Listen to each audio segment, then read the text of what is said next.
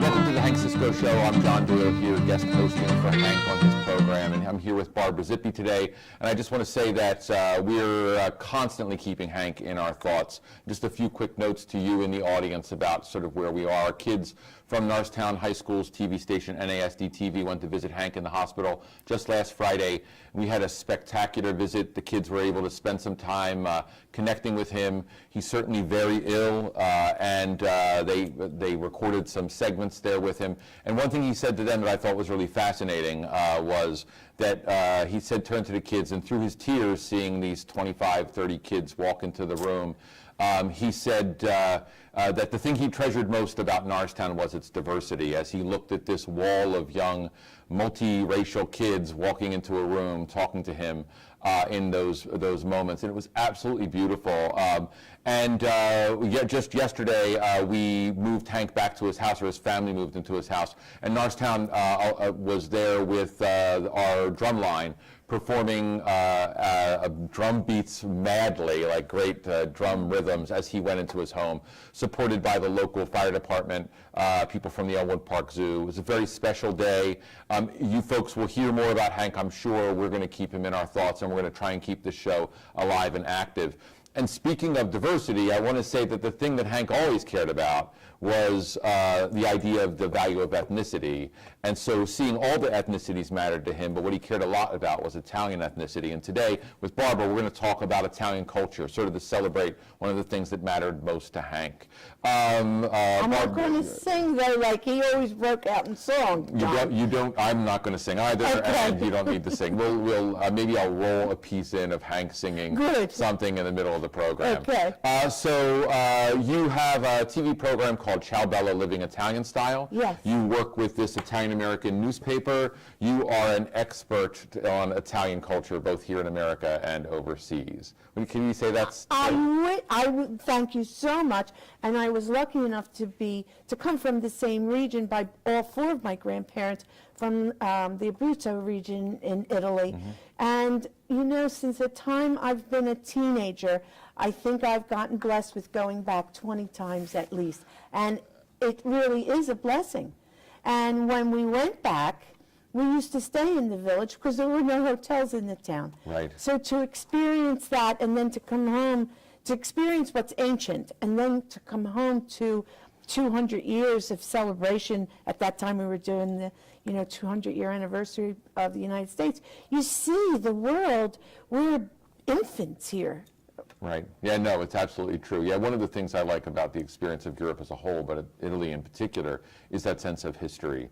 And Italy's history is rich. I mean, we go back to Roman time, but we have that much more contemporary world, too, and you can see the development. And we'll get to some of that as we move through. Well, you know what I think is funny? My one part of the family are builders and, Abruzzes, stonemasons, and all that. The other part of my family is attributed to the Trevi Fountain because my uncle was Al Albert's, people may remember, with the Four Aces. Indeed.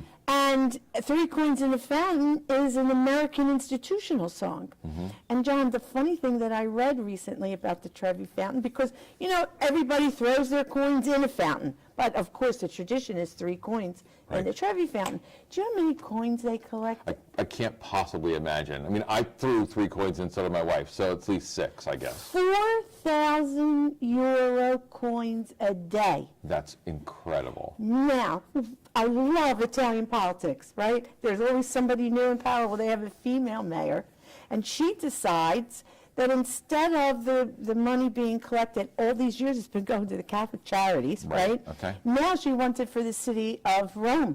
Really? And so that's the newest thing for when you go to the Trevi Fountain and you throw your coins. We don't know where that money's going to go. You have to pay attention. Right. You have to decide if you're willing to support the city, I guess, and get your wish. You got to put those coins in there. I think you do have to put the coins in. Yeah. It's a beautiful fountain. It's surprisingly, it's not majesty, though. It's a simple town fountain. In a little alcove. But what's interesting that Italy has done, And I know you have a trip coming up. In Rome, Bulgari, the jewelers, they redid this, paid for the refurbishing of the Spanish Steps. Right. They're working on the temples now in Rome. And I'm so sorry to not remember the name of the designer. There's an Italian designer who put their funds to the Trevi Fountain. So all of these monuments are being saved, and here we're trying to talk about tearing monuments down in the United States. Yeah, it's true. You know, what, my experience of the Spanish Steps was spectacular. I'm a huge fan of the Romantic poets, and so you have the place where Percy Shelley, where John Keats spent the end of his life. Yes. And I sort of went into the Keats house, and you know, my family took the steps, and I went and spent time on the steps. And then as they decided to sort of picnic, I went in and spent some time with John Keats's world. And that, what I always find amazing is we sort of forget that some of the great writers of all time went to Italy to experience both the climate and the culture there, to And explore, inspiration. and inspiration. And that particular place, which is not necessarily a high tourist area, was really spectacular. The Spanish Steps are, I mean, absolutely glorious. Yeah. Quite an experience. So listen, before we get to Italy itself, though, let's talk a little bit about Italian-American culture and sort of walk through this. That's Hank's thing, right? Like Hank's real thing.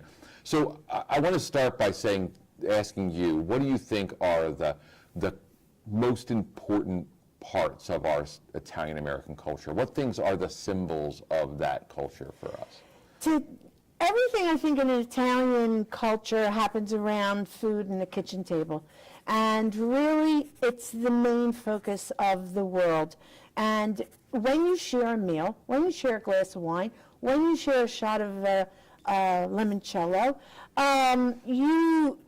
there's a bond that immediately is formed, and it brings a camaraderie around people. And you hear everybody say they love Italian food, but you don't see too many people say they like certain other ethnic things. Like one of the people, an old chef, said everybody loves to be Italian, whether they eat Italian, read the culture, see the movies like Three Coins in a Fountain or Love is in Many Splendid Things. Right, absolutely. There's Italian culture all over surrounding us. Mm-hmm. Absolutely. You know, when I think about the idea of food, right, we have lots of sort of complexities in the Italian food world. I'm going to ask you straight up front, like gravy versus sauce. What's the conversation there? I always ask my guests that too. We're always gravy, but gravy theoretically has meat. That's right. That's great. So it's a gravy is a heavier thing. And when you think of brown gravy, which many people that aren't Italian think of gravy, it came from a meat base. Right. So the red gravy sauce has either meatballs or a piece of pork, really should do pork, beef, and veal. Right. To get the true flavor. And then the sauce is usually a marinara sauce where you can get your vegetarian people that, you don't even have to do anything specific not to give your vegetarian people a strict vegetarian meal. Because a beautiful marinara sauce is delicious. Yeah, absolutely. Yeah, you know, my grandmother, she started with oxtail. That was the core of her gravy. Like, that's where she started. And when my sister and I discovered what oxtail, what was in the base of the soup, it was quite shocking. Luckily, we liked it already, so it was all covered, but I don't know what we would have thought of. And there's another thing, and I'm sure Hank would agree to this, that especially the old ancestors, they never did anything with the bones of the meat, of the animal.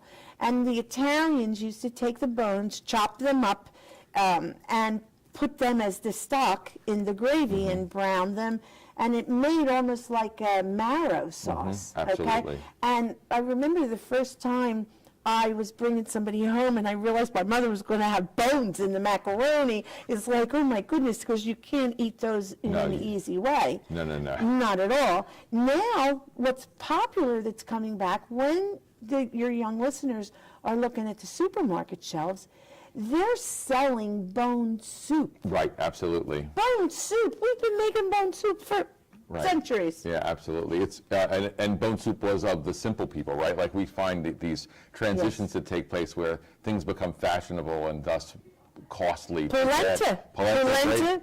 Most Right. people don't realize. Now, my parents' generation, let's see, my mother is about 85, 89, that I area. gotcha. That Depression era, they ate polenta Mm-hmm. because you could put the gravy on that, a little bit of ground beef, and it was filling. Yep. It was considered a Depression food. Absolutely. By the time I was raised, the Italians didn't want to serve polenta at their table.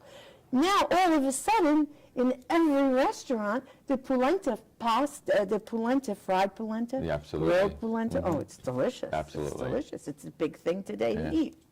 So my wife's tradition is the first day of snow is polenta, no matter what. Okay. And my daughters still come to the house, no matter what, when it snows, to have polenta, or they make it, if they're snowed in, they make it in their house. So it's like this polenta eating experience around Oh, snow yeah, at and our that is house. cool. It's super cool. So it's a tradition internally in their Do you family. put it in the middle of the table and everybody spoon off of We it? do, Okay. but not if they're in different houses. But we Okay. do when we're all together, and it is certainly filling, but it is simple food, right? It's just delicious, Right. and I think that's one of the things that's fascinating about sort of that Italian food There's experience. another, tradition, and that's to have lentils on New Year's Day. Really? Because the lentil really looks like a money coin. Right. So if you have a little bit of lentils, and Progresso makes a great lentil soup. Just, you don't have to go learn how to make lentil soup, and it's easy. But my aunts, when we would go to Florida and we would be down there on New Year's, got to stop by for a little bit of lentils. Your pocketbook will always be full for the rest of the year. Yes. And Hank would always give me the fava bean, right? Like that was And his that's thing. another one, the fava bean. It's Captain Lou's from the Chapel of Fort Chaplain. He just Right. gave me a fava bean last Yeah, year. that's great. Yeah, Hank would stick one in my pocket. He wouldn't give me it to his hand. He would slide it in my pocket, so I would be okay. I say, okay, great, Hank, thank you. I'll keep that with me. And you do. Like You do. Traditions are valuable in the culture. It's one of the things I think is interesting about Italian culture is how well we hang on to traditions that we have. Well, the Italian traditions are the ones that are the popular ones being upheld. A new comeback today is all this espresso, and we now all these new machines that are coming out. We still have the old little machine that you put Absolutely. on the fire on the stove, and Starbucks. It sounds like Starbucks might be inventing it. Yeah. It's been invented years back. Yeah, and centuries back. the idea of the giant cup of espresso is not at all what we would do in Italian culture. It's about a small cup, right? Yep. It's a break in the day. It's part of What do you it's a- put in your espresso? Nothing. I'm a Really? Strictly black? Yeah, that's because and that's the kind of guy I am. Well, there's I'm a a little couple. angry, so it's good. The A hot lot of coffee. people load it with sugar. Yes. Or the lemon rind. Right, You can absolutely. squeeze lemon rind. But the best way is with a shot of Sambuca. in it. Really? Oh, yeah. Well, I couldn't possibly talk about that. I'm in a high school, and I'm a high school teacher. But Oh, you can. You're okay, allowed. all right. I would Well, never do that. You don't need sugar. You don't need anything else. Just a little bit, not even a whole shot. A little bit of Sambuca in your espresso, and it's delicious. That's great. We had a big Italian dinner at my house just last Sunday because we have this group who's going to Italy. So we're going to be just outside of Pisa is sort of generally the area we're going Okay. to be in. A person has a 50th birthday, and we're going to celebrate, and we're going to spend a week or so just traveling around and spending time together. And so we had a big dinner for the people who were going, and we made a big 7-course meal for them, the whole works. And we ended with limoncello, right? Like, so that was the end of the deal. And some of them had never tasted it before. And they loved it, and it is, in some ways, it can be an acquired taste. I mean, it is certainly, it's strong, first of all. Yeah, could be, or people make it different, Yeah, smooth or that's strong. right. People make an orange cello. Really? Similar to a lemon cello. You can make a chocolate cello. I know this company in South Philly, they just opened up, they just got accepted, I think, on a few Pennsylvania liquor control shelves. But in the refrigerated section, they made a green cello for the Eagles Super Bowl win. Really? Yeah. How do they make that? How do they go Oh, about you're that? now testing we're going to have to go down to their factory, John, Okay, with that's their what we'll do. cameras. So why don't we go We'll and set it do there? that. We'll We'll go do down and that. figure it out. Yeah. That sounds Yeah. great. So are there any other things about Italian culture that you've discovered from your massive engagement with it that seem to be like the core ideas? Any other? I think that passing on traditions and eating a family meal together is like sitting down, everybody sitting That's down and great. eating a family meal together, I think is really one of the major things. A very good girlfriend of mine and a successful restaurateur, Margaret Kuo, she owns a series of Chinese restaurants, Okay. and actually her son's godparents were Italian.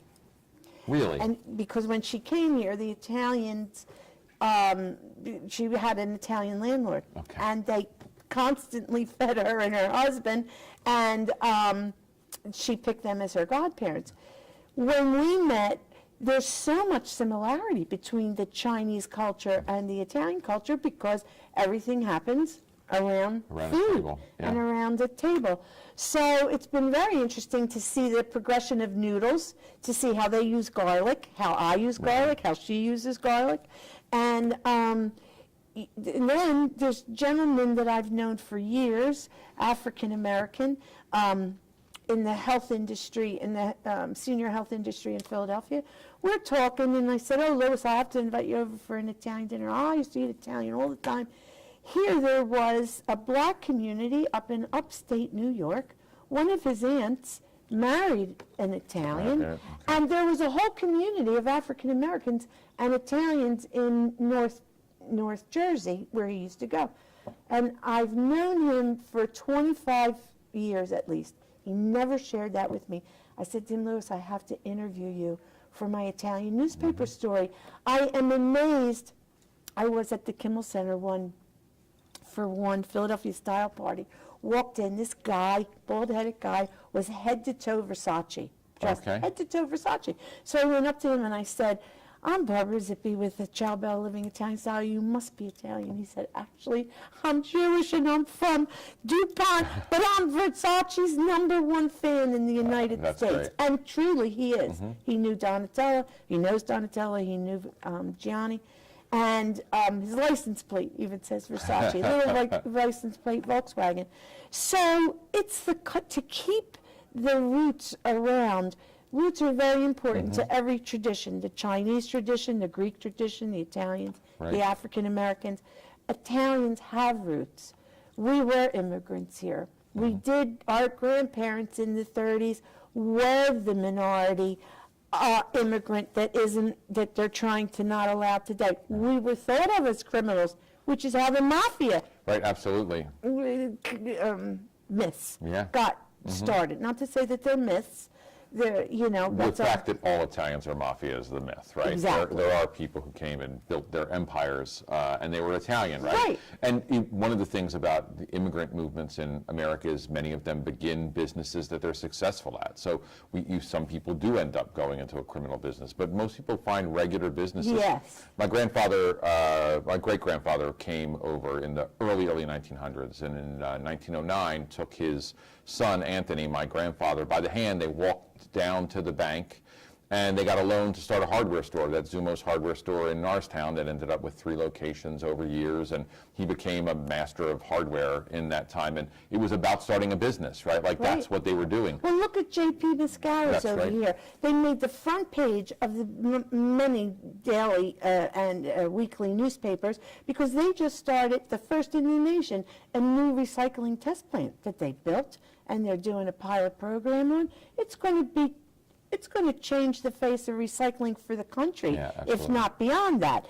And they're Italian roots, and they are certainly community leaders in honoring their culture and at the same time progressing with today's communities. Yeah, Mascara, we went up to his winery, his vineyard, and did a show with Hank there, which was spectacular a couple years back. And then just last year, he opened the baseball field up Yes. in, I guess, In one of his brother's names. yeah, one of his brother's names, and it was a beautiful ceremony. And We that supplied the balancing- Italian, Teresa Loudon sang the Italian national anthem up there for them. That's Yes. great. I was Yeah, she was standing one- in the mud recording that, in fact. Okay, and she quite a- was one of the young 10-year-olds that was a regular on Al Albert Oh, Showcase. cool. All right, that's really cool. Yeah, I didn't know that. It was amazing. Yep.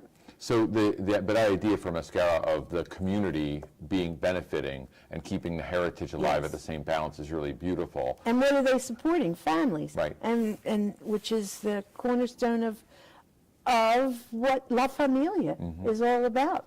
Yeah, that's fantastic. Let's shift our way towards the country of Italy briefly. Okay. I want to ask a thing Always or two love about that. Yeah, it sounds great. So,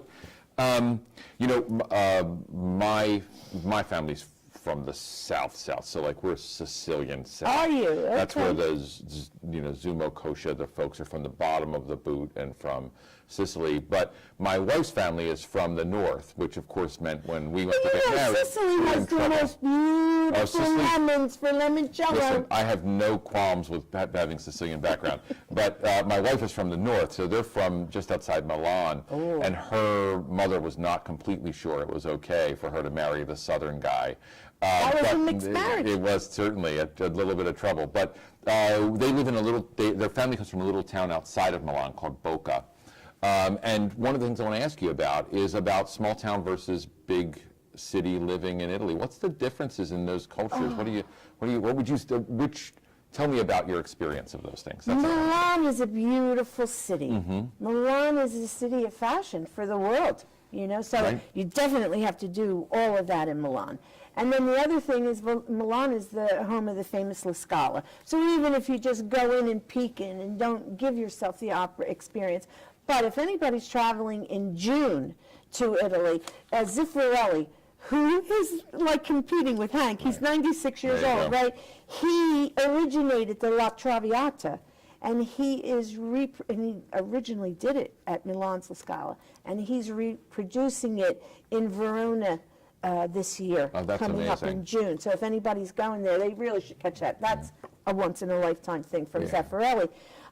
Milan is a big city, so it's an industrial city. My dad, when we went to Milan, because my cousins, I was so thankful to my grandparents and my parents because we know our cousins there, and he worked in Milan for a while, and we went to his little teeny tiny apartment, and when we couldn't get the car out, oh, no problem, a couple guys in the street just picked up the back end, shoved it a little to the side, and we were able to go on.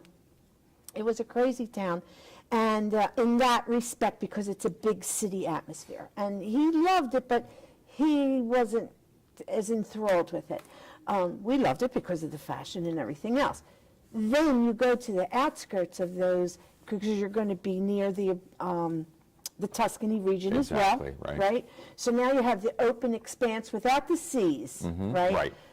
So you have the inlands, which is all those vineyards and all those little small towns.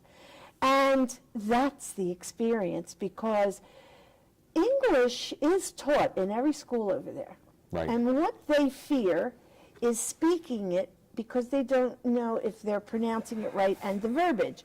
Same way I feel when I go over there. I butcher the Italian language, I'm sure. Yeah. So with a little bit of common grounds for the old Latin language, remember the old Latin Yes, language, indeed. which we share a lot of We words? do.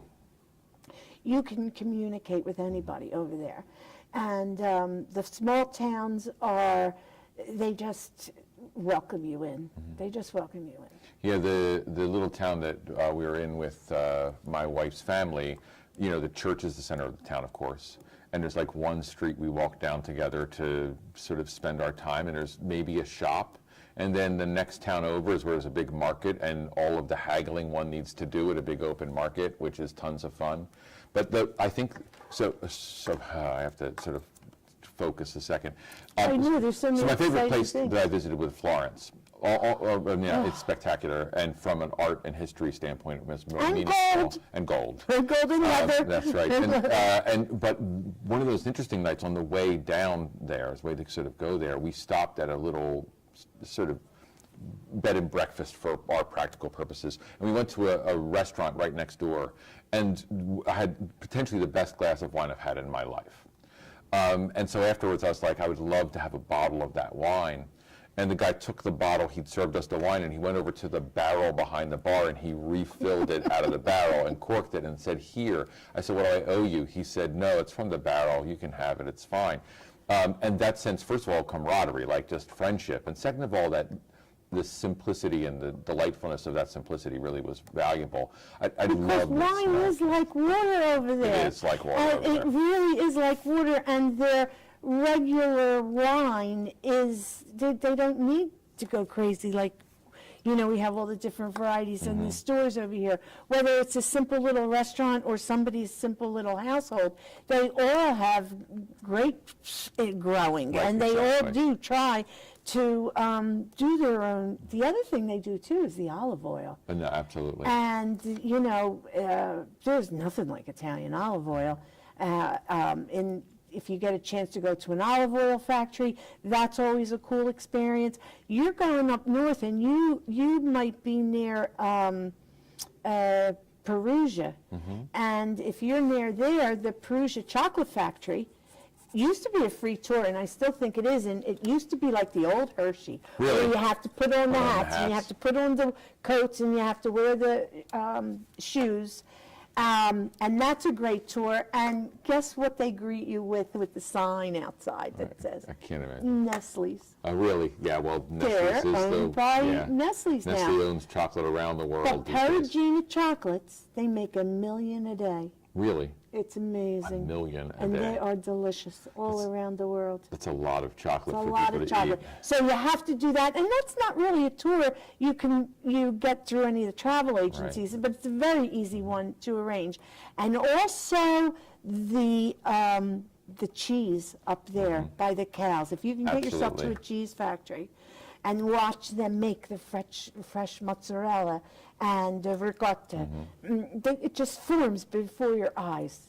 One of the things we've done in my family is try to keep connected to some of those pieces. So, making fresh pasta or making mozzarella or making ricotta cheese, like trying Good. that together as a family. And sometimes we're successful, sometimes we're not. Like at home and with my extended family, my aunt and et cetera, from Norristown. From your standpoint, how do you think we can keep the Italian heritage fresh and alive in the American culture? What do we need to I do for think the we next have to generation? reinforce Italian as another language alternative in the schools, because Italian used to be in the schools, but my dad didn't speak Italian, didn't speak English till he was 6. Right. He only spoke Italian in the house. So, and then my generation, they didn't want us to speak Italian, they wanted us to be Americanized. Right. So Italian, just like they're having Chinese language school and Greek language school, Italian is one of the most universal and beautiful languages, just the way you say I love you, or, ti amo, or whatever you want to say, it's beautiful in Italian, right? So I would say that language is important, even if it's just buzzwords. Ciao bella means hello or goodbye. Right, exactly. You know, and it's male or female. Yeah. You don't have to worry if your verbs are right or you're wrong.